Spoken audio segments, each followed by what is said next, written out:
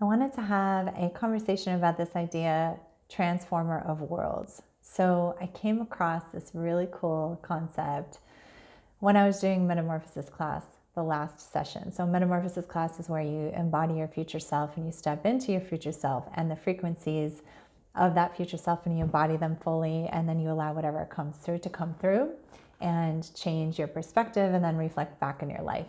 So I was embodying this highest self frequency, and I started tuning into this idea that we are transformers of worlds, meaning that we are existing within the mind that is basically the world that we exist in. So if you can think of everything that you can ever imagine and think of it as the mind, and that our physical bodies exist within that umbrella, then that's the experience that I'm talking about, or that's the idea that I'm talking about, versus I am a separate entity and my mind and my consciousness is inside of my head, which exists inside of this body. I'm separate from external reality, and if I want to change anything, I need to externally modify it. So this is where this idea of taking action comes in so strongly. When we feel like we want to change something, the first idea that we have is taking action, but really that's not the most effective. The most effective is transforming our inner world, which then guides our actions and allows whatever inside there is to be reflected back to us.